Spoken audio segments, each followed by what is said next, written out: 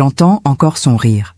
Même maintenant, tant de décennies plus tard, quand je ferme les yeux la nuit, ce son revient. Ce n'était pas un rire ordinaire. C'était le rire de quelqu'un qui sait qu'il peut faire ce qu'il veut, avec qui il veut, sans conséquence. Il riait en traînant des femmes par les cheveux, riait quand il nous appelait par le mauvais numéro, juste pour voir notre confusion. Riait parce qu'il savait que nous n'étions rien. Mais cette aube de mars 1943, dans le camp provisoire d'Arras, son rire s'est arrêté. Et avec lui, 14 vies. Je ne suis pas morte cette nuit-là, mais la femme que j'étais avant, elle, a été enterrée dans la boue gelée du nord de la France. Je vais vous raconter quelque chose qui n'est jamais entré dans les livres d'histoire. Quelque chose que les rapports officiels ont omis parce que cela exposait trop, parce que cela montrait comment la machine de guerre allemande, si parfaite dans la propagande, était pourrie de l'intérieur.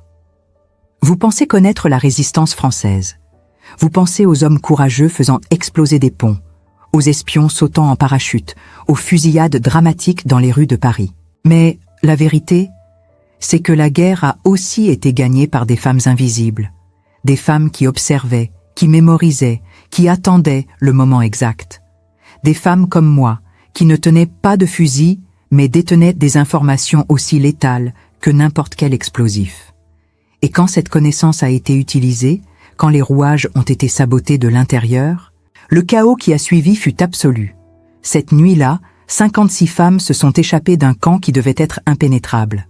Mais le prix fut élevé. Du sang a été versé. Des corps sont tombés.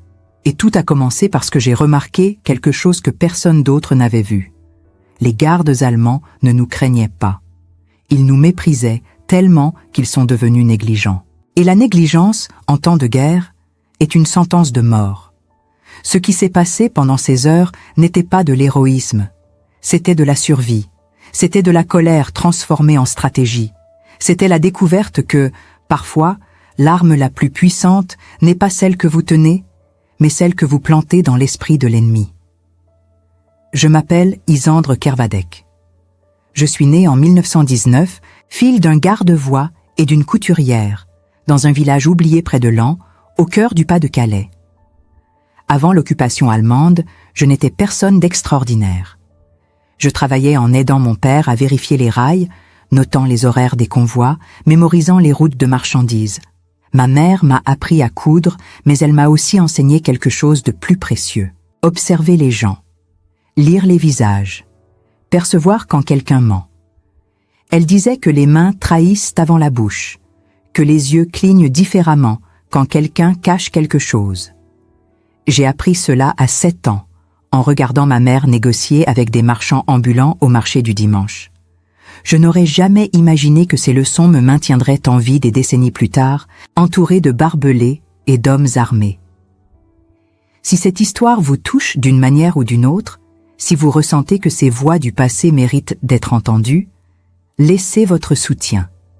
Commentez d'où vous regardez. Car ces mémoires ne survivent que lorsque quelqu'un se soucie assez de les garder vivantes. La guerre est arrivée lentement pour nous. D'abord les rumeurs, puis les soldats. En mai 1940, j'ai vu les premières colonnes allemandes traverser notre village. Des chars, des camions, des hommes en uniforme impeccable marchant en formation parfaite. Mon père m'a envoyé à l'intérieur, mais j'ai observé par la fente de la fenêtre. J'ai tout mémorisé. Les numéros peints sur les véhicules, les grades sur les épaules, les visages fatigués de certains, arrogants d'autres. Je ne le savais pas encore, mais je faisais exactement ce dont la résistance aurait besoin des mois plus tard. Cataloguer l'ennemi. Garder des détails qui semblaient insignifiants mais qui, additionnés, formaient une carte vivante de force, de faiblesse, de mouvement. En septembre de cette année-là, mon père a été tué dans une fusillade accidentelle près des rails. Officiellement, c'était un incident. Mais j'ai vu les traces de bottes dans la terre près du corps. J'ai vu comment ils ont retiré des documents de sa poche avant d'appeler les autorités. Ma mère ne s'en est jamais remise. Elle est morte 6 mois plus tard, de tristesse déguisée en pneumonie. Je suis restée seule à 21 ans, dans une France occupée, sans famille, sans protection, rien d'autre qu'une capacité étrange à me souvenir de ce que les autres oubliaient. C'est ainsi que je suis entré dans la résistance. Pas par idéologie, pas par courage, mais parce que quelqu'un a remarqué que je pouvais faire quelque chose d'utile. Un homme nommé Étienne, ancien professeur d'allemand qui vivait caché dans une cave à Arras, m'a cherché une nuit de janvier 1942, frappant à la porte arrière de la maison où je vivais seul, demandant refuge. Il était blessé, saignant d'une coupure profonde à l'épaule. Je l'ai soigné, pas par héroïsme, mais parce que c'était la bonne chose à faire. Pendant 3 jours, il est resté caché dans ma cave. C'est alors que j'ai remarqué qu'il m'observait attentivement. Il testait ma mémoire avec des questions apparemment anodines. Combien de soldats allemands patrouillaient la gare? À quelle heure changeaient-ils les tours? Combien de camions passaient par jour sur la route principale? Je répondais à tout, avec précision, sans hésiter. Des chiffres, des visages, des détails que je ne savais même pas avoir gardés. Étienne m'a recruté cette même semaine. Il ne m'a pas vraiment donné le choix. Il a dit que j'avais un don rare et que la résistance avait besoin de personnes comme moi. Des personnes invisibles, des femmes que les Allemands sous-estimaient. Mon travail était simple en théorie, mortel en pratique. Observer, mémoriser, rapporter. Je fréquentais les marchés où les soldats allemands achetaient du pain et des cigarettes. Je m'asseyais dans les cafés où les officiers discutaient ouvertement, confiant qu'aucune Française ignorante ne comprenait l'allemand. Je marchais près des casernes, comptant les véhicules, notant mentalement les plaques, les horaires, les mouvements. Puis, je transmettais tout à Étienne, qui relayait vers des cellules plus armées. Pendant des mois, cela a fonctionné parfaitement. J'étais invisible, juste une autre jeune veuve de guerre essayant de survivre. Jusqu'à la nuit du 17 janvier 1943. Je rentrais chez moi après avoir livré des informations sur un convoi de ravitaillement qui passerait par la gare à l'aube suivante. 3 soldats allemands m'ont arrêté à un coin mal éclairé près de la place centrale. Ils voulaient fouiller mon sac. Il n'y avait rien dedans, à part un morceau de pain dur et un mouchoir. Mais l'un d'eux, plus jeune, plus zélé, a remarqué que la doublure de mon manteau était décousue. Il a enfoncé sa main. Il a sorti le carnet. Il était petit, de la taille de la paume de la main, avec des pages fines couvertes de chiffres, de sigles, d'horaires. Rien qui fasse immédiatement sens, mais suffisant pour éveiller les soupçons. J'ai été emmené. Je n'ai pas crié. Je n'ai pas résisté. Je savais que ce serait inutile. Cette nuit-là, dans les caves du quartier allemand à Arras, a commencé l'interrogatoire qui allait tout changer. L'officier qui m'a interrogé s'appelait Hauptmann Klaus Steinberg. J'ai découvert son nom des semaines plus tard, quand il était déjà trop tard pour lui. Il était méthodique, poli même, avec cette courtoisie fausse que les nazis utilisaient avant la brutalité.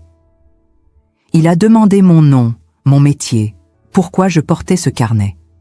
J'ai répondu que c'était des notes personnelles, des recettes de couture, rien d'important.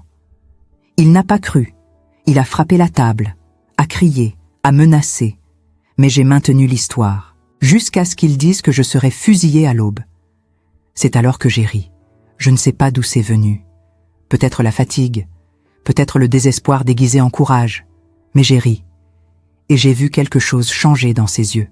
Pas de la colère, de la curiosité. Comme si j'étais un puzzle qu'il ne pouvait pas résoudre. Je n'ai pas été fusillé. J'ai été transféré. 3 jours plus tard, ils m'ont jeté dans un camion avec 17 autres femmes et nous ont emmenés dans un camp provisoire aux abords d'Arras, dans une ancienne briqueterie entourée de barbelés et de tours de guet. Ce n'était pas un camp de concentration officiel, c'était pire. C'était un trou noir administratif où des femmes soupçonnées de lien avec la résistance étaient détenues indéfiniment, sans jugement, sans enregistrement, sans espoir. Là-bas, le temps ne passait pas. Il pourrissait. Les murs suintaient d'humidité. Le sol était de la boue gelée en hiver, de la boue bouillante en été. Nous dormions dans des couchettes en bois infestées de puces. Nous mangions une soupe claire de choux pourris 1 fois par jour. Mais le pire n'était pas la faim. C'était l'humiliation systématique. Les gardes allemands nous traitaient comme des ordures. Criaient des ordres contradictoires juste pour nous voir confuses. Frappaient sans raison. Riaient en le faisant. Il y en avait un en particulier qui riait toujours, un sourire court, sec, mécanique. Il s'appelait Wilhelm Koch, caporal de la Gestapo, 26 ans, visage ordinaire, yeux morts. Il trouvait drôle de nous appeler par le mauvais numéro pendant le comptage matinal, juste pour nous voir trébucher dans nos réponses. Riait quand des femmes tombaient d'épuisement, riait quand il frappait. Ce rire m'a hanté pendant des semaines, jusqu'à ce que je remarque quelque chose. Wilhelm Koch riait parce qu'il s'ennuyait, parce que ce camp provisoire était aussi une punition pour lui. Il avait été rétrogradé, éloigné des opérations importantes, jeté dans une fonction administrative qu'il méprisait. Et les hommes qui s'ennuient font des erreurs. J'ai commencé à observer, pas seulement Koch, mais tous les gardes. Il y avait 17 soldats allemands responsables de la sécurité du camp. 3 équipes de 5 hommes, plus 2 superviseurs qui alternaient. J'ai appris les noms, les visages, les vices. Franz buvait trop et dormait pendant la ronde de l'aube. Otto falsifiait les rapports pour couvrir le détournement de nourriture qu'il vendait au marché noir. Jürgen avait une maîtresse française au village et sortait du poste 2 fois par semaine. Chaque information était une arme. Je devais juste découvrir comment les utiliser. La chance est venue d'un endroit inattendu. L'une des gardes, Hilda Brenner, était une femme. Rare exception dans un camp contrôlé par des hommes. Elle supervisait les fouilles corporelles et les interrogatoires internes. Hilda était cruelle, méthodique, pire que beaucoup d'hommes, mais elle avait une faiblesse, la vanité. Elle utilisait du maquillage caché, du parfum français volé, s'occupait de ses ongles même au milieu de cette saleté. J'ai remarqué cela lors d'une fouille de routine. J'ai commenté, en allemand fluide, que son rouge à lèvres était d'une marque chère, de la maison Bourgeois, presque impossible à trouver pendant la guerre. Elle s'est arrêtée, m'a regardé avec surprise. Aucune prisonnière ne lui avait parlé en allemand auparavant. Aucune n'avait remarqué de tels détails. Nous avons commencé à parler, de petites phrases, des commentaires superficiels, mais suffisants pour planter une graine de confiance. En 3 semaines, Hilda me voyait comme utile. J'ai demandé la permission d'aider à la buanderie, où les uniformes allemands étaient lavés. Elle a accepté. C'est ainsi que j'ai eu accès aux documents que les soldats laissaient dans leurs poches. Ordre de transfert, liste de ravitaillement, carte de route. J'ai tout mémorisé. Mais j'ai aussi commencé à planter de petits mensonges. J'ai dit à Hilda que j'avais entendu Franz commenter qu'elle prenait du poids. J'ai dit à Otto que Wilhelm Koch enquêtait sur le détournement de nourriture. J'ai dit à Koch que Franz le traitait d'incompétent dans son dos. De petites graines de méfiance qui ont germé lentement, créant des fissures dans la hiérarchie du camp. La nuit du 9 mars 1943 a commencé comme n'importe quelle autre. Froide, humide, silencieuse. Mais quelque chose était différent. Pendant la journée, j'avais remarqué des mouvements étranges. Des camions arrivant en dehors des heures. Des officiers supérieurs visitant le camp, chose qui n'arrivait jamais. J'ai découvert, grâce à Hilda, qu'il y aurait une inspection surprise le lendemain matin. Le camp serait audité. Toute irrégularité serait sévèrement punie. Otto a paniqué. Wilhelm Koch aussi. Ils avaient beaucoup à cacher. Et les hommes désespérés prennent des décisions impulsives. À 23 heures cette nuit-là, Otto a tenté de brûler les registres falsifiés qu'il avait créés. Il a allumé un feu improvisé près du baraquement administratif. Le feu s'est propagé. En quelques minutes, une partie du baraquement était en flammes. Les sirènes ont retenti. Les gardes ont couru en panique. Dans le chaos, j'ai remarqué que 3 tours de guet étaient désertes. Franz était ivre, évanoui à son poste. Jürgen était parti retrouver sa maîtresse. L'équipe était incomplète. C'était maintenant ou jamais. Ce n'est pas moi qui ai coupé les clôtures. C'étaient d'autres femmes, plus fortes, plus désespérées. Mais c'est moi qui leur ai dit où couper. Où les gardes ne regardaient pas. Où les clôtures étaient rouillées. C'est moi qui ai guidé 56 femmes à travers l'obscurité, contournant les zones éclairées, suivant les routes que j'avais mémorisées pendant des mois d'observation silencieuse. Le feu brûlait encore, des cris résonnaient. Des coups de feu ont été tirés, mais sans direction, sans coordination. Les soldats allemands se tiraient dessus dans la confusion. Wilhelm Koch a tenté de réorganiser la défense. Il est mort, touché par une balle de Franz, qui était si ivre, qu'ils tiraient sur tout ce qui bougeait. 14 soldats allemands sont morts cette nuit-là. Pas de mes mains, mais à cause de moi. Parce que j'avais planté le chaos là où devait régner l'ordre. Parce que j'avais transformé de petits vices en catastrophes fatales. Parce que j'avais utilisé leur arrogance contre eux-mêmes. 56 femmes se sont échappées, certaines en boitant, d'autres portées dans les bras. Toutes n'ont pas survécu ensuite. Mais elles ont vécu assez longtemps pour ne pas mourir là-bas. Je ne me suis pas enfuie. Je suis restée, pas par héroïsme, mais parce que je savais que quelqu'un devait être capturé. Quelqu'un devait porter la culpabilité. Si toutes s'étaient enfuies, la répression aurait été brutale sur les villages environnants. Des civils innocents auraient été exécutés en représailles. Mais s'il y avait une coupable, quelqu'un à interroger, torturer, punir, peut-être que la vengeance allemande se concentrerait là. Peut-être que les autres femmes auraient le temps de disparaître dans la nuit française.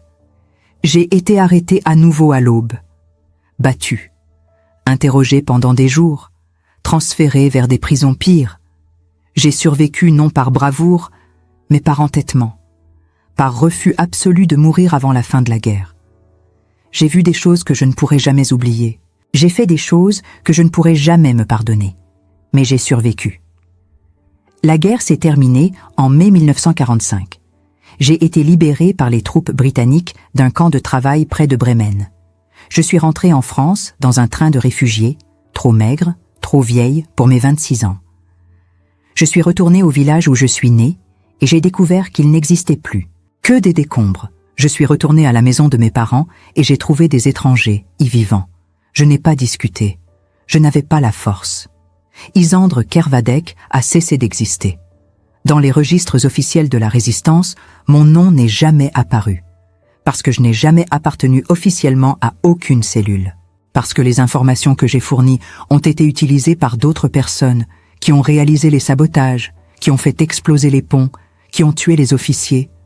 J'étais juste une observatrice, une mémoire ambulante, une femme invisible qui a aidé à tuer 14 hommes sans jamais tenir une arme. Vous voulez savoir si je regrette? Non. Vous voulez savoir si j'ai des cauchemars? Toujours. Vous voulez savoir si je le referai? Sans hésiter. Parce que la guerre n'a pas été gagnée par des héros. Elle a été gagnée par des gens ordinaires qui ont fait des choix impossibles dans des moments impossibles. Et j'étais juste l'une d'eux. Isendre allait découvrir que survivre à cette nuit n'était que le début. Ce qui l'attendait dans les mois suivants testerait non seulement son corps, mais son âme elle-même.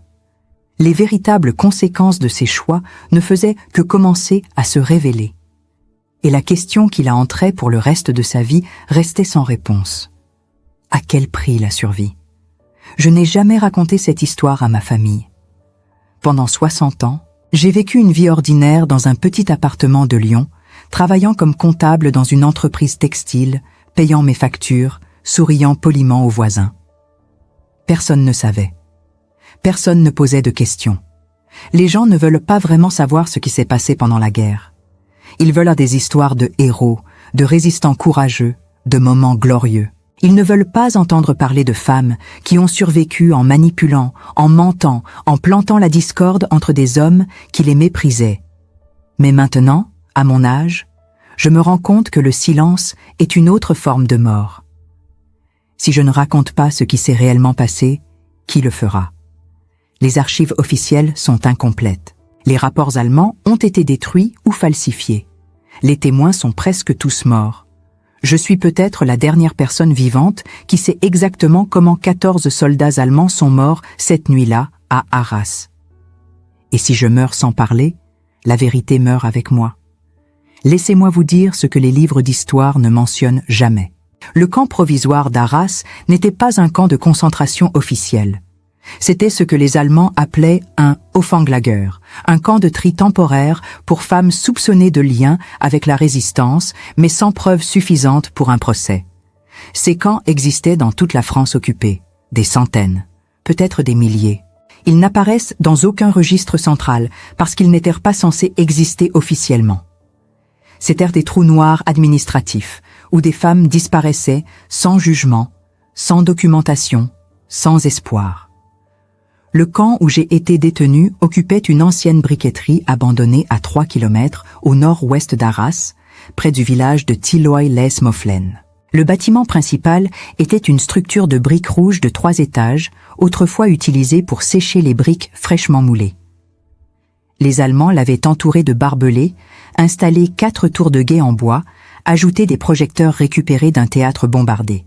L'ensemble avait l'air provisoire, improvisé, comme si personne n'avait vraiment réfléchi à long terme. C'était exactement le problème.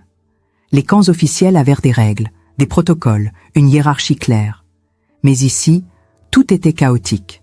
Les gardes étaient des soldats punis, relégués à des tâches considérées comme indignes. Ils nous haïssaient parce que nous représentions leur propre échec. Wilhelm Koch est arrivé au camp 3 semaines avant moi. J'ai appris cela plus tard, en écoutant les conversations entre les gardes pendant que je travaillais à la buanderie. Koch avait été caporal dans une unité SS en Russie.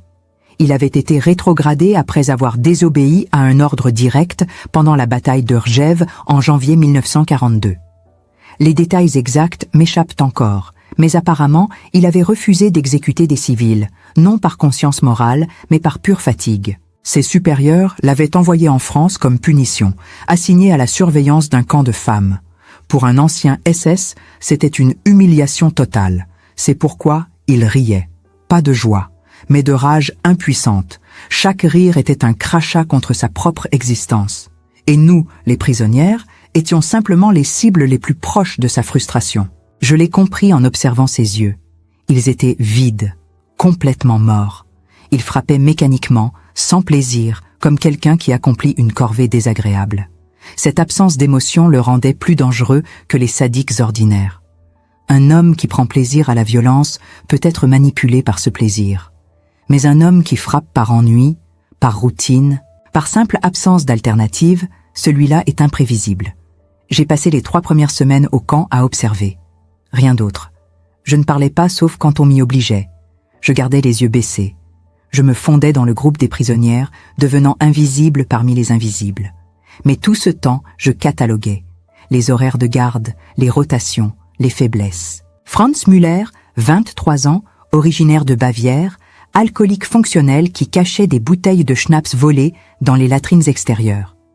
Otto Richter, 32 ans, marié, 3 enfants, obsédé par l'argent, falsifiant les registres de ravitaillement pour vendre de la nourriture au marché noir d'Arras.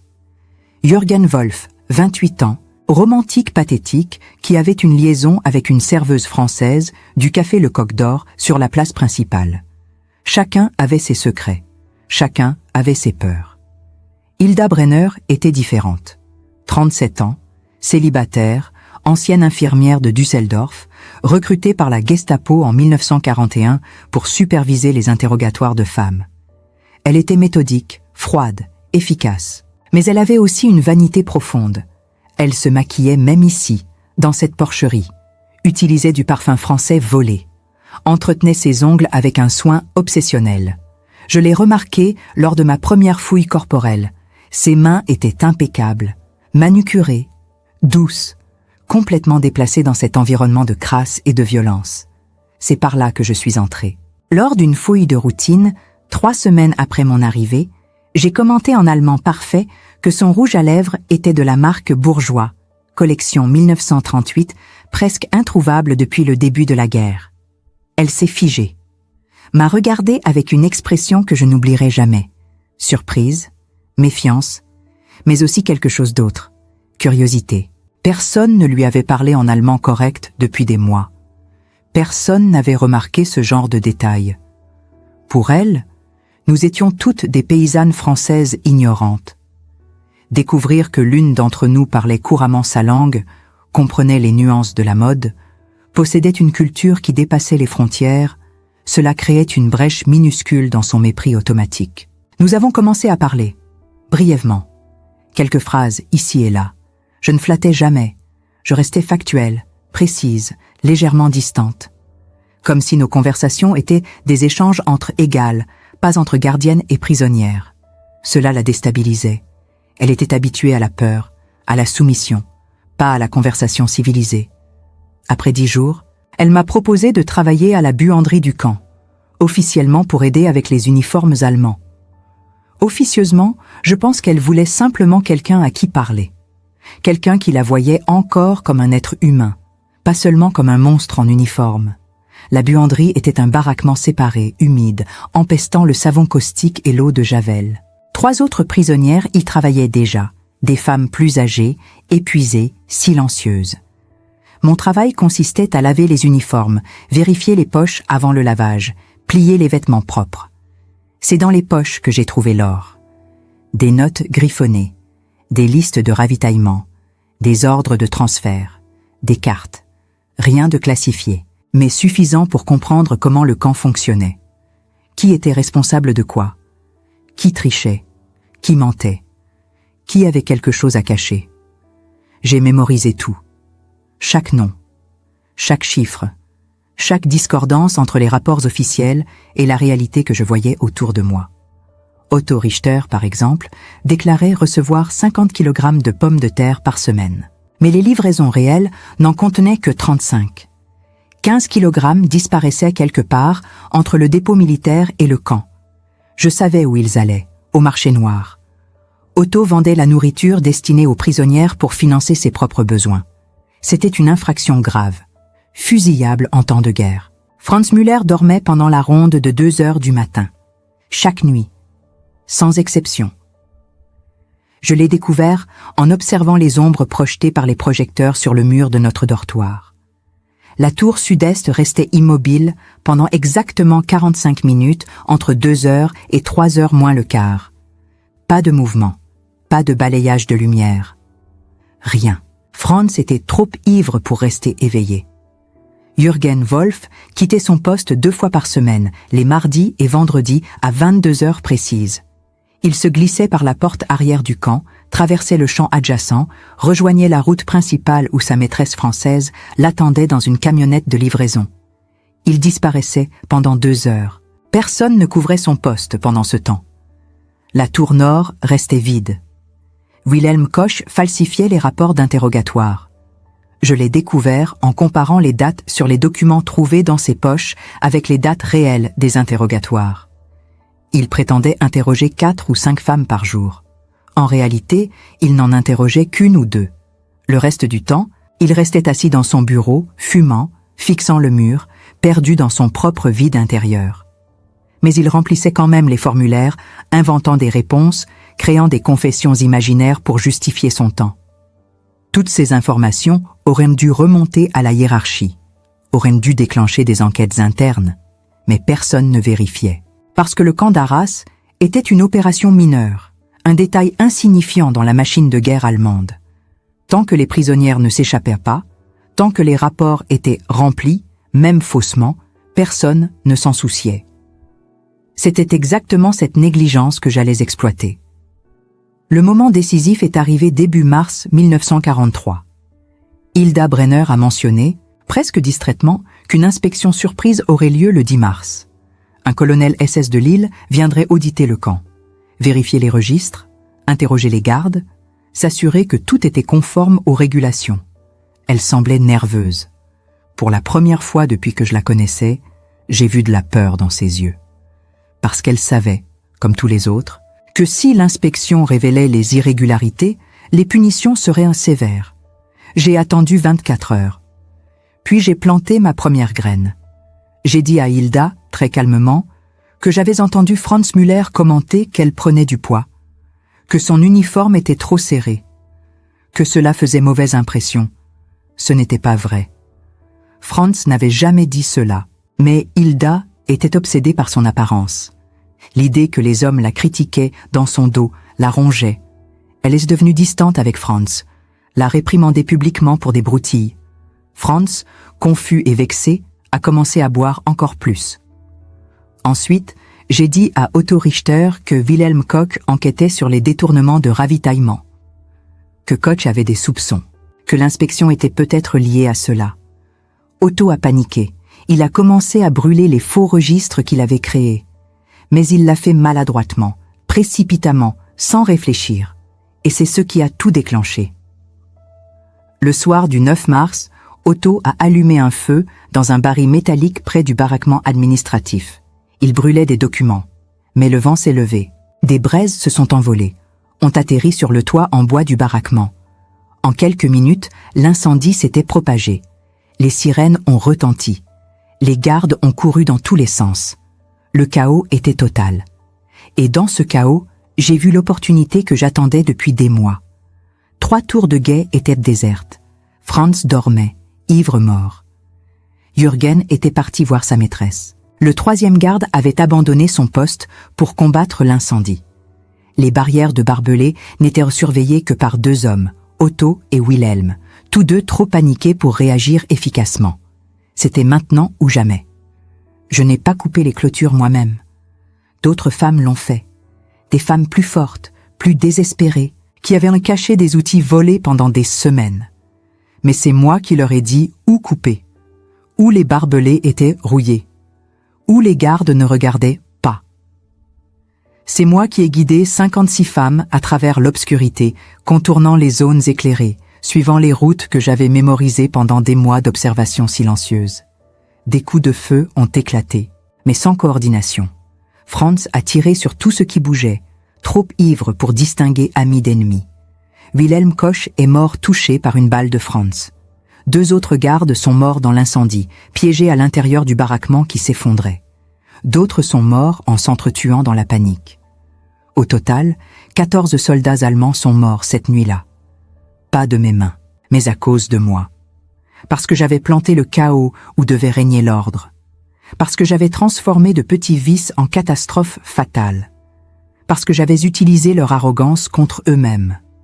56 femmes se sont échappées, certaines en boitant, d'autres portées dans les bras.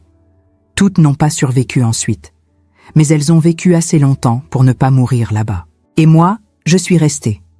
Pas par héroïsme, mais parce que quelqu'un devait être capturé. Quelqu'un devait porter la culpabilité. Si toutes s'étaient enfuies, la répression aurait été brutale sur les villages environnants. Des civils innocents auraient été exécutés en représailles. Mais s'il y avait une coupable, quelqu'un à interroger, torturer, punir, peut-être que la vengeance allemande se concentrerait là. Peut-être que les autres femmes auraient le temps de disparaître dans la nuit française. Les premières 48 heures après ma recapture furent les pires de ma vie. Pire que la faim, pire que le froid, pire que l'humiliation quotidienne du camp. Parce que maintenant, ils savaient que j'avais joué un rôle dans l'évasion. Ils ne comprenaient pas encore comment, mais ils savaient, et ils voulaient des réponses. On m'a enfermé dans une cave sous le bâtiment administratif qui avait partiellement survécu à l'incendie. Une pièce minuscule, sans fenêtre, où l'eau suintait des murs et formait des flaques noires sur le sol en terre battue. Il faisait si froid que je voyais mon souffle se condenser en nuages blancs devant mon visage. Ils ne m'ont pas donné de couverture, pas de nourriture.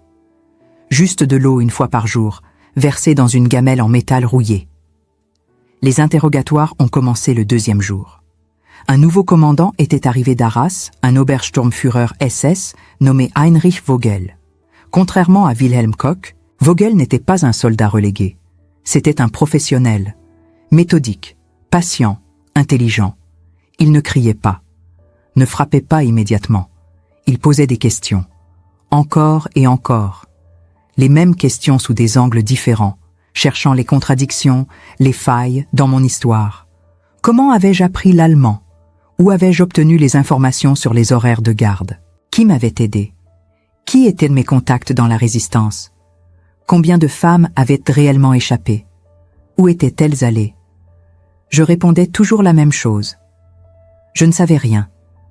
J'avais simplement profité du chaos causé par l'incendie. Je ne connaissais personne. Je n'avais aucun contact. J'étais seule. Vogel ne me croyait pas. Mais il ne pouvait pas non plus me briser facilement. Parce que je disais juste assez de vérité pour rendre mes mensonges crédibles. Oui, je parlais allemand. Je l'avais appris d'un professeur juif avant la guerre. Oui, j'avais observé les gardes. Toutes les prisonnières le faisaient. C'était une question de survie. Non, je n'avais pas de contacts extérieurs. J'avais été capturée seule. Personne ne savait où j'étais. Personne ne viendrait me chercher. La torture a commencé le 5e jour. Pas la torture spectaculaire des films. Pas de machines élaborées. Juste des méthodes simples, efficaces, conçues pour briser la volonté sans tuer immédiatement. Ils m'ont attaché à une chaise en bois, ont versé de l'eau froide sur ma tête pendant des heures, jusqu'à ce que je ne sente plus mon corps. M'ont privé de sommeil en me réveillant toutes les 15 minutes pendant 3 jours consécutifs. Ont frappé la plante de mes pieds avec des bâtons jusqu'à ce que je ne puisse plus marcher. Mais je n'ai pas parlé. Pas parce que j'étais courageuse, mais parce que je n'avais rien à dire. Je ne connaissais pas les vrais noms des membres de la résistance avec qui j'avais travaillé. Étienne Brochard utilisait un pseudonyme. Je ne savais pas où il vivait. Je ne connaissais pas les autres cellules. Mon rôle avait toujours été cloisonné, compartimenté, précisément pour cette raison. Si j'étais capturé, je ne pourrais pas trahir ce que je ne savais pas. Vogel a fini par comprendre. Après 2 semaines d'interrogatoire, il a réalisé qu'il perdait son temps. Je n'étais pas une leader, pas une organisatrice. J'étais juste une observatrice intelligente qui avait saisi une opportunité, pas assez importante pour justifier l'effort continu, pas assez dangereuse pour mériter une exécution immédiate. Alors, il m'a transféré, loin d'Arras, loin de tout. En avril 1943, j'ai été envoyé dans un camp de travail forcé près de Roubaix, à la frontière belge. Ce n'était pas un camp de concentration allemand officiel. C'était un camp français, géré par le gouvernement de Vichy, mais au service de l'effort de guerre allemand. Nous travaillions 14 heures par jour dans une usine textile, produisant des uniformes pour la Wehrmacht. Les conditions étaient brutales, la nourriture rare, les maladies rampantes. Mais comparé à ce que j'avais vécu à Arras, c'était presque supportable. Parce qu'ici, personne ne se souciait de moi. Je n'étais qu'un numéro parmi des centaines, invisible à nouveau. J'ai passé 1 an à Roubaix, 1 an à travailler les métiers à tisser, respirant des fibres de coton qui me brûlaient les poumons, mangeant une soupe claire une fois par jour, dormant sur des planches en bois dans un dortoir surpeuplé. Mais j'ai survécu, parce que je refusais de mourir avant que la guerre ne se termine, parce que chaque jour de survie était une victoire contre ceux qui m'avaient capturé. En juin 1944, tout a changé. Les Alliés ont débarqué en Normandie. Les nouvelles ont filtré lentement, déformées par la propagande, mais impossibles à cacher complètement. Les gardes français devenaient nerveux. Les livraisons de nourriture se raréfiaient encore plus. L'usine fonctionnait à moitié de sa capacité. On sentait que quelque chose de massif était en train de se produire, que le monde que nous connaissions était en train de s'effondrer. En septembre, l'usine a fermé. Les Allemands battaient en retraite. Le gouvernement de Vichy s'effondrait. Nous avons été transférés à nouveau, cette fois vers l'Allemagne. Un train de marchandises bondé, sans nourriture, sans eau, roulant pendant 3 jours à travers une France dévastée. Beaucoup de femmes sont mortes pendant ce trajet, de soif, de maladie, de désespoir. Je me souviens de leurs corps empilés dans un coin du wagon, couverts de manteaux, comme si cela pouvait leur rendre un peu de dignité. Nous sommes arrivés à un camp de travail près de Bremen, dans le nord de l'Allemagne. C'était l'automne 1944. Les bombardements alliés étaient constants. Chaque nuit, les sirènes hurlaient. Chaque nuit, nous descendions dans des abris souterrains humides, écoutant les explosions secouer la terre au-dessus de nos têtes. Les Allemands nous faisaient travailler dans les ruines, déblayant les décombres, récupérant ce qui pouvait être sauvé. C'était un travail absurde, sisyphéen, parce que chaque nuit, de nouveaux bombardements détruisaient ce que nous avions reconstruit pendant la journée. Mais je tenais, parce que je savais que chaque bombardement rapprochait la fin, que chaque explosion était une promesse de libération. Les gardes allemands le savaient aussi.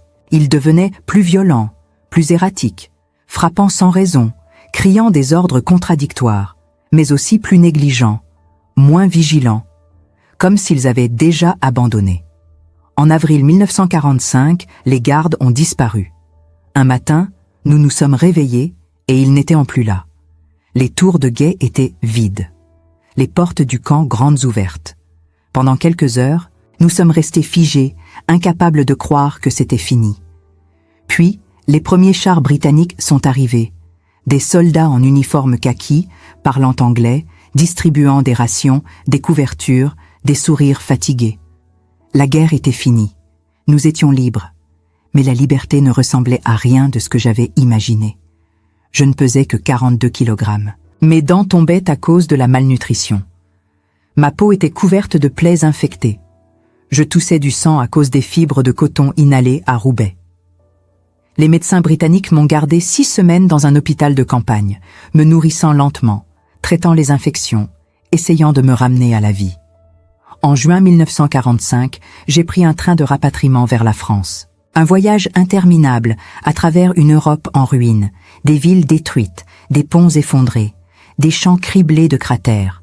Partout, des gens erraient, cherchant leur famille, leur maison, leur vie d'avant. J'étais l'une d'entre eux, une survivante sans maison, sans famille, sans passé reconnu. Je suis retournée à Lens. La ville avait été bombardée à plusieurs reprises. Mon quartier n'existait plus, juste des décombres et des rues vides. La maison de mes parents était occupée par des étrangers, une famille de réfugiés belges qui ne savaient rien de moi. Je ne les ai pas dérangés. Je n'avais aucun document prouvant que la maison m'appartenait. Aucune preuve de mon identité. J'étais un fantôme. J'ai cherché Étienne Brochard. J'ai demandé dans les cafés, les mairies, les bureaux de la résistance qui s'organisaient. Personne ne le connaissait. Ou plutôt, personne ne connaissait ce nom. Les pseudonymes étaient morts avec la guerre. Les vraies identités étaient secrètes, protégées, effacées. Je ne saurais jamais qui il était vraiment, s'il avait survécu, s'il se souvenait de moi. Les 56 femmes qui s'étaient échappées d'Arras, je n'en ai retrouvé que 3. Une vivait à Lille, mariée, mère de 2 enfants, refusant de parler de la guerre. Une autre était devenue religieuse, cloîtrée dans un couvent près de Reims. La 3e était morte en 1944, tuée lors d'un bombardement. Les autres avaient disparu. Peut-être mortes, peut-être vivant sous de nouveaux noms, dans de nouvelles vies, essayant d'oublier. J'ai essayé de faire reconnaître mon rôle dans la résistance.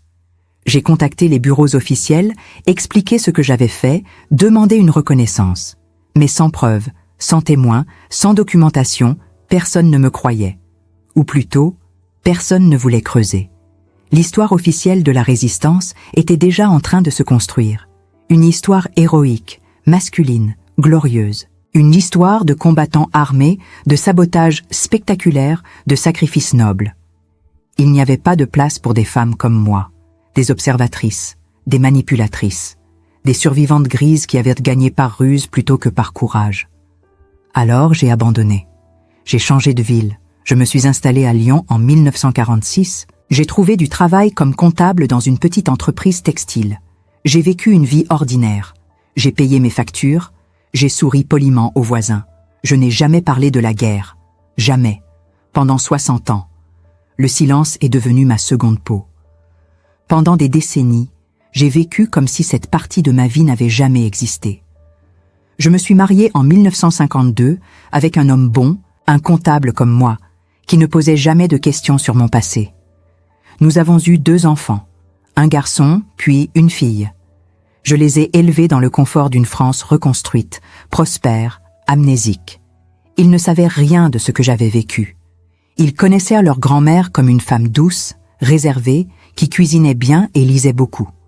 Mon mari est mort en 1989. Un infarctus soudain à 62 ans. Mes enfants ont grandi, ont eu leur propre famille, ont déménagé. Mon fils vit au Canada maintenant. Ma fille près de Marseille. Je les vois 1 ou 2 fois par an. Nous parlons de choses agréables, de leurs enfants, de la météo, de projets de vacances, jamais de la guerre, jamais du passé. Mais le passé ne disparaît pas simplement parce qu'on refuse d'en parler. Il reste là, tapi dans l'ombre, attendant. Et parfois, il ressurgit de manières inattendues. En 2008, j'ai reçu une lettre. Une enveloppe beige, anonyme, postée de Belgique. À l'intérieur, une seule feuille de papier. Un message tapé à la machine. Pas de signature. Juste quelques lignes. Madame Kervadec. Je suis la fille d'une des femmes qui s'est échappée d'Arras en mars 1943. Ma mère est décédée l'année dernière. Avant de mourir, elle m'a parlé de vous. Elle m'a dit que vous l'aviez sauvée. Je voulais juste que vous sachiez qu'elle ne vous a jamais oublié. J'ai pleuré en lisant cette lettre. Pour la première fois depuis des décennies, j'ai pleuré. Pas de tristesse, mais de soulagement. Parce que quelqu'un se souvenait. Quelqu'un savait. Quelqu'un comprenait que ce que j'avais fait avait compté. J'ai essayé de répondre, mais il n'y avait pas d'adresse de retour. Juste un tampon postal de Bruxelles. J'ai gardé la lettre.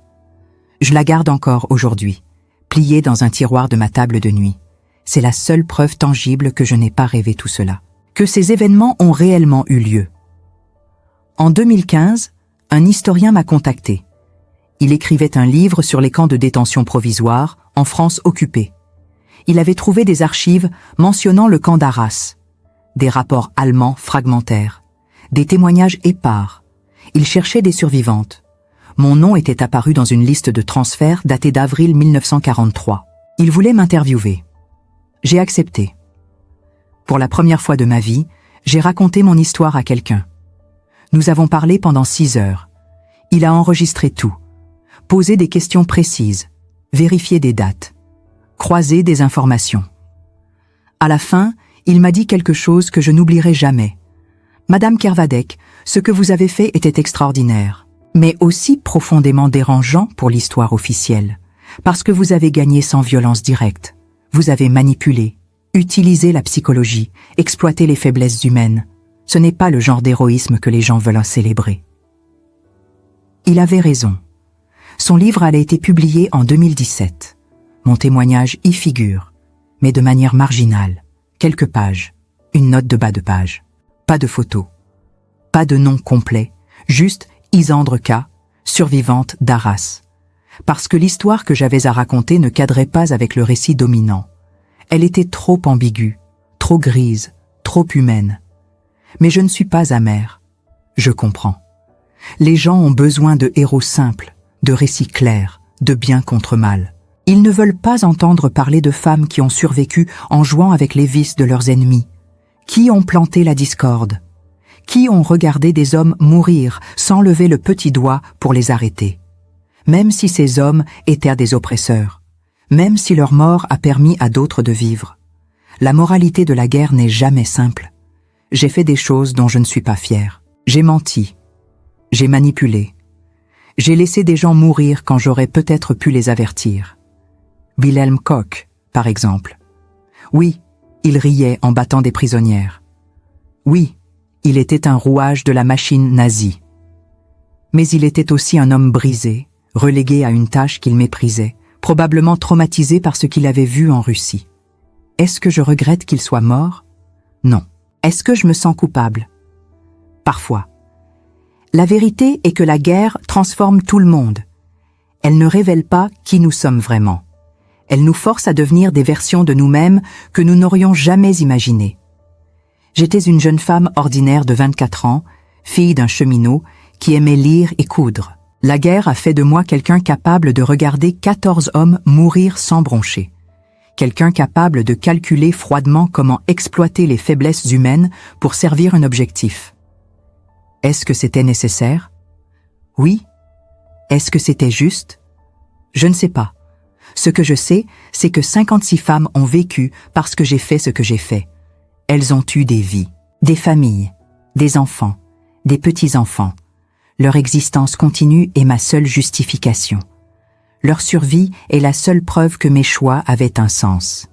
Aujourd'hui, à mon âge, je pense beaucoup à la mémoire. Comment nous nous souvenons, ce que nous choisissons d'oublier. Les guerres créent des millions d'histoires, mais seules quelques-unes sont racontées. Les autres disparaissent avec ceux qui les ont vécues. Je ne veux pas que mon histoire disparaisse. Pas parce qu'elle est héroïque, mais parce qu'elle est vraie. Parce qu'elle montre une facette de la guerre que les livres d'histoire omettent souvent. La survie n'est pas toujours noble.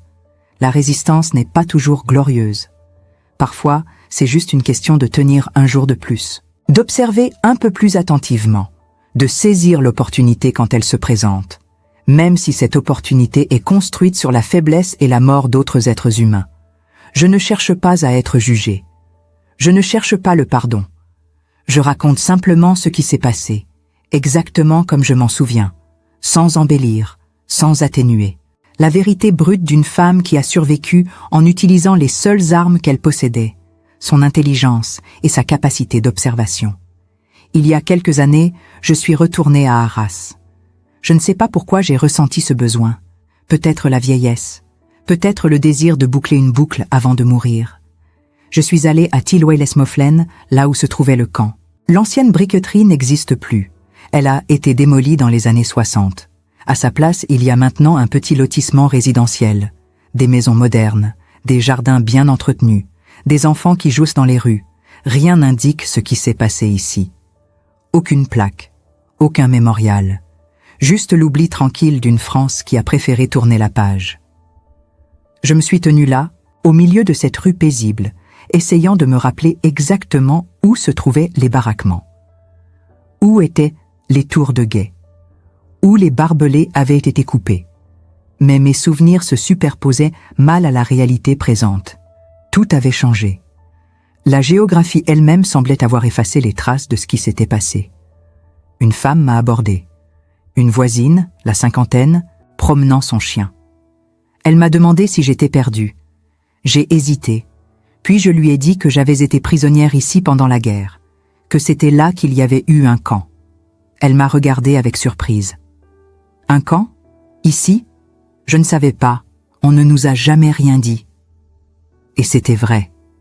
Les résidents actuels ne savaient rien, vivaient leurs vies ordinaires sur un sol imprégné de souffrances dont ils ignoraient tout. Je ne lui en veux pas. C'est comme ça que fonctionne le temps. Il recouvre, il efface, il permet à la vie de continuer.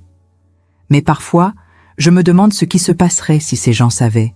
S'ils savaient que leurs maisons sont construites là où des femmes ont été battues, affamées, humiliées, que leurs jardins fleurissent sur un sol où 14 hommes sont morts en une nuit. Est-ce que cela changerait quelque chose? Probablement pas. Et peut-être que c'est bien ainsi. Peut-être que la vie doit continuer, même par-dessus les tombes. Mais moi, je ne peux pas oublier. Je porte ces souvenirs comme des cicatrices invisibles. Chaque fois que je ferme les yeux, je revois les visages. Wilhelm Koch et son rire mécanique. Hilda Brenner et sa vanité pathétique. Franz Müller et ses bouteilles cachées. Otto Richter et sa panique quand il brûlait ses faux registres. Ce ne sont pas des monstres abstraits. C'étaient des êtres humains, imparfaits, brisés, dangereux, mais humains quand même. Et les femmes, je me souviens de toutes, pas de leurs noms, car beaucoup n'avaient que des numéros, mais de leur visage, de leurs regards, de la façon dont certaines m'ont regardé cette nuit-là, quand je leur ai dit où couper les clôtures. Il y avait de la peur dans leurs yeux, mais aussi de l'espoir, un espoir terrible, fragile, qui pouvait se briser à tout moment. Certaines ont hésité, ne voulaient pas risquer l'évasion, préféraient rester, attendre, espérer que la guerre se termine bientôt. Je les comprends. L'évasion était un pari mortel. Beaucoup sont mortes en essayant de fuir, prises par les patrouilles, abattues, ou mortes de froid et de faim dans les campagnes gelées du nord de la France, celles qui ont réussi. Je me demande souvent ce qu'elles sont devenues. Combien ont survécu jusqu'à la libération? Combien ont reconstruit leur vie? Combien ont porté le poids de cette nuit aussi lourdement que moi? J'aimerais croire qu'au moins certaines ont vécu pleinement. Qu'elles ont ri, aimé, élevé des enfants, vieilli en paix, que leur survie en valait la peine. En rentrant d'Arras ce jour-là, j'ai pleuré dans le train, silencieusement, pour ne déranger personne. Mais j'ai pleuré, pas de tristesse, pas de regret, mais d'une émotion plus complexe, un mélange de gratitude pour avoir survécu et de culpabilité pour avoir survécu quand tant d'autres sont mortes. C'est ce qu'on appelle la culpabilité du survivant, je crois. Cette question sans réponse. Pourquoi moi? Pourquoi ai-je vécu alors que des femmes plus jeunes, plus fortes, plus méritantes sont mortes? Je n'ai pas de réponse. Je ne crois pas qu'il y en ait une. La survie en temps de guerre est souvent une question de chance. Être au bon endroit au bon moment, ou au mauvais endroit au mauvais moment. J'ai eu de la chance. C'est tout. Une chance construite sur l'observation, l'intelligence, la manipulation, oui, mais aussi sur des coïncidences. Si Otto n'avait pas paniqué cette nuit-là, si Franz n'avait pas été ivre, si le vent n'avait pas soufflé dans la mauvaise direction et propagé l'incendie, si tant de petits détails avaient été différents, je serais morte là-bas. Et personne ne raconterait cette histoire. Mais je suis vivante. Et tant que je respire, je me sens obligée de témoigner. Pas pour me glorifier, pas pour demander de la reconnaissance, mais simplement pour dire « cela s'est passé ». Ces femmes ont existé. Leur souffrance était réelle. Leur courage était réel. Leur mort était réelle. Et la manière dont elles ont été oubliées est aussi réelle. L'histoire officielle ne les mentionne pas. Les manuels scolaires ne parlent pas de camps provisoires comme Arras. Les monuments aux morts ne portent pas leur nom. Elles sont des fantômes, des chiffres dans des statistiques que personne ne consulte. Mais elles ont vécu. Elles ont ressenti la faim, le froid, la peur. Elles ont espéré. Elles ont résisté à leur manière, certaines en se révoltant, d'autres en survivant un jour de plus. Et cela compte. Je ne sais pas combien de temps il me reste. À mon âge, chaque jour est un cadeau. Mais j'ai décidé de raconter cette histoire maintenant, complètement, sans retenue, parce que si je ne le fais pas, personne ne le fera. Les archives allemandes sont incomplètes. Les témoins sont morts. Les lieux ont disparu. Je suis peut-être la dernière personne vivante qui peut encore décrire exactement comment ces événements se sont déroulés. Et il y a quelque chose d'important que je veux que vous compreniez. Quelque chose que l'on ne dit jamais assez. La résistance n'était pas seulement une question d'hommes armés dans les maquis. Ce n'était pas seulement des sabotages spectaculaires et des combats héroïques. C'était aussi des milliers de petits actes de défi. Des femmes qui cachèrent des informations, qui observaient, qui mémorisaient, qui transmettaient, qui refusaient de se soumettre complètement, même quand elles n'avaient aucun pouvoir apparent. Ces actes invisibles ont compté autant que les explosions. Peut-être même plus, parce qu'ils ont sapé la confiance de l'occupant. Ont créé de la paranoïa. Ont forcé les Allemands à gaspiller des ressources pour surveiller, contrôler, punir. Chaque petit acte de résistance était une victoire minuscule.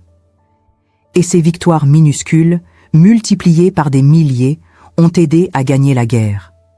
Alors oui, j'ai manipulé, j'ai menti, j'ai exploité les faiblesses humaines, j'ai regardé des hommes mourir, et je referai exactement la même chose, parce que c'était la seule arme que je possédais, la seule manière dont je pouvais combattre. Et cela a fonctionné. 56 femmes ont vécu. C'est tout ce qui compte. Maintenant, je vous pose une question que je me pose depuis des décennies. Si vous étiez à ma place, dans ce camp, avec ces connaissances, avec cette opportunité, qu'auriez-vous fait? Auriez-vous pris le risque? Auriez-vous planté les graines de discorde qui ont mené à la mort de 14 hommes? Auriez-vous regardé le chaos se déployer, sachant que c'était votre création? Ou auriez-vous gardé le silence, attendu, espéré qu'un miracle vous sauve? Je ne vous demande pas de répondre. Je ne vous demande même pas de me comprendre. Je vous demande simplement de réfléchir. Parce que l'histoire est facile à juger avec le recul. Mais vivre l'histoire, la traverser, faire des choix impossibles avec des informations incomplètes et un avenir incertain, c'est infiniment plus difficile. Je suis Isandre Kervadec. J'ai 105 ans. J'ai survécu à une guerre qui a tué des millions de personnes. Je porte le poids de mes choix depuis plus de 8 décennies. Et la seule chose dont je suis certaine, c'est que la vérité mérite d'être racontée, même quand elle est inconfortable. Même quand elle ne correspond pas au récit héroïque que nous préférons. Parce que la vraie histoire humaine n'est jamais simple. Elle est complexe, contradictoire, profondément imparfaite, exactement comme nous tous. L'histoire d'Isandre Kervadec n'est pas celle d'une héroïne de cinéma. C'est l'histoire d'une femme ordinaire qui a découvert que l'intelligence peut être aussi puissante qu'une arme, que l'observation silencieuse peut sauver plus de vies que la violence directe. Elle nous rappelle que la résistance n'a pas toujours porté un uniforme ou tenu un fusil. Parfois, elle portait une robe usée et mémorisait les horaires de garde. Parfois, elle murmurait des mensonges stratégiques qui faisaient s'effondrer des systèmes entiers. Cette vérité dérange parce qu'elle nous force à reconnaître que la guerre ne crée pas des saints, mais des survivants, et que la survie parfois exige des choix que personne ne devrait avoir à faire. Pourtant, ces choix ont été faits. Ces femmes ont existé. leur souffrance était réelle, leur courage aussi. Si ce témoignage vous a touché, si vous ressentez l'importance de préserver ces mémoires que le temps essaie d'effacer, soutenez ce travail de mémoire. Abonnez-vous à cette chaîne qui donne une voix aux oubliés de l'histoire. Activez la cloche pour ne manquer aucun témoignage. Partagez cette histoire avec ceux qui doivent l'entendre. Parce que chaque partage est un acte de résistance contre l'oubli. Chaque visionnage est une reconnaissance que ces vies ont compté. Et surtout, laissez un commentaire. Dites-nous d'où vous regardez. Dites-nous ce que cette histoire a éveillé en vous. Car ces voix du passé ne survivent que tant que nous choisissons de les écouter. Avant de partir, posez-vous cette question qu'Isandre nous a laissée. Si vous étiez dans ce camp, avec ces connaissances, face à cette opportunité, qu'auriez-vous fait? Auriez-vous pris le risque sachant que des hommes mourraient? Auriez-vous choisi le silence et la sécurité, ou l'action et ses conséquences imprévisibles? Il n'y a pas de bonne réponse. Il n'y en a jamais eu. Mais réfléchir à cette question nous rend plus humains, plus conscients que l'histoire n'est pas faite de choix faciles entre le bien et le mal, mais de décisions impossibles prises par des gens ordinaires dans des circonstances extraordinaires. Et que nous portons tous, quelque part en nous, la capacité de devenir ce que les circonstances exigent, pour le meilleur ou pour le pire. C'est cela, l'héritage véritable de la guerre. C'est cela que nous devons nous souvenir.